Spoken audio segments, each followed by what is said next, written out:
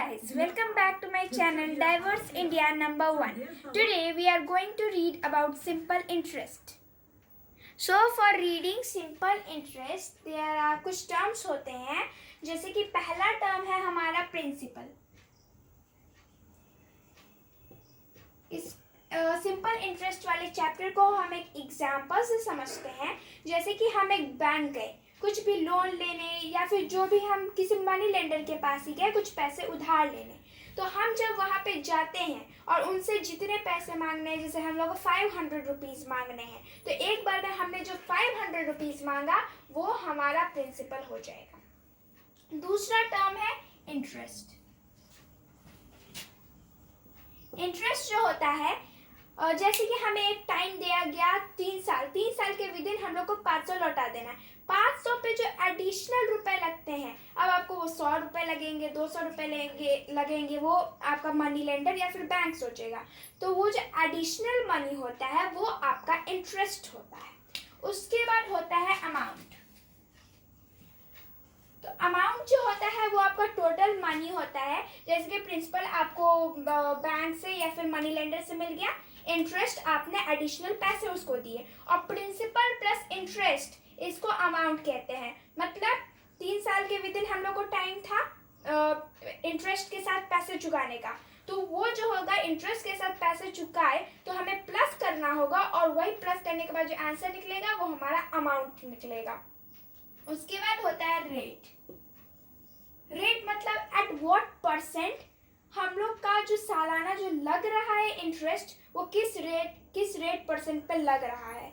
तो जैसे कि हमने प्रीवियस एग्जांपल लिया, 500 रुपये बैंक से लिए लोन, उसके बाद हमें उससे 3 साल में लौटाना है. अब अगर हम पे रेट लग रहा है 5% पर ईयर, तो 5% पर ईयर जो है, ईयर यूजुअली सिंपल इंटरेस्ट में पर एनम दिखाता है. Per annum means per year. तो रेट जो है 5% पर एनम, ये हमारा रेट हो गया. अब नेक्स्ट है सिंपल इंटरेस्ट.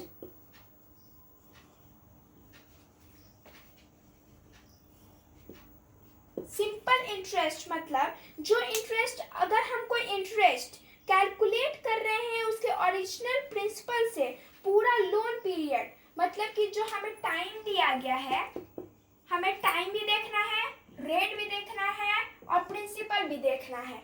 इसके आधार पे जो हमारा इंटरेस्ट निकलता है उसको हम लोग सिंपल इंटरेस्ट कहते हैं. नेक्स्ट कुछ फॉर्मूला है सिंपल इंटरेस्ट के, then we will see that.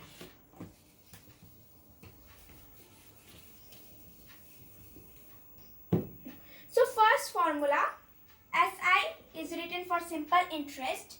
तो अगर हमें सिंपल इंटरेस्ट ढूंढना है, अगर वहाँ पे प्रिंसिपल गिवन है, उसके बाद फिर रेट गिवन है, टाइम भी गिवन है, तो हम सिंपली क्या करेंगे, इन तीनों को मल्टीप्लाई कर देंगे और डिवाइड करेंगे 100 में. क्योंकि रेट जो है वो परसेंट में होता है, इसलिए हम उसको डिवाइड करते हैं 100 से. ये हो गया हमारा सिंपल इंटरेस्ट का फॉर्मूला. अब अगर हमें किसी क्वेश्चन में प्रिंसिपल दिया हुआ है और अमाउंट दिया हुआ है और हमें बोला गया है कि सिंपल इंटरेस्ट फाइंड करना है, तब हम ये फॉर्मूला यूज नहीं करेंगे. तब हम जो है SI is equals to A minus B. अगर अमाउंट और प्रिंसिपल दिया हुआ है तो हम प्रिंसिपल को अमाउंट से माइनस कर देंगे, सब्ट्रैक्ट कर देंगे, तब हमारा सिंपल इंटरेस्ट निकल जाएगा. अगर तीनों चीज दिए हुए हैं तो दैट्स फाइन, आपका सिंपल इंटरेस्ट निकल जाएगा आराम से. उसके बाद फिर अगर आपको प्रिंसिपल ढूंढना है तो प्रिंसिपल ढूंढने के लिए हम क्या करते हैं, 100 में SI मल्टीप्लाई करते हैं और उसको डिवाइड करते हैं R into T, rate into time. उसके बाद अगर कभी आपको रेट फाइंड करना है तो उसके लिए आपको 100 into SI by P into T.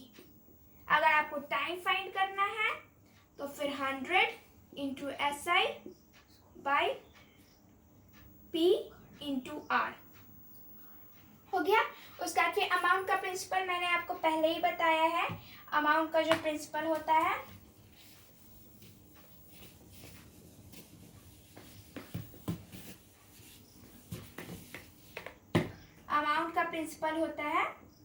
Principal plus SI.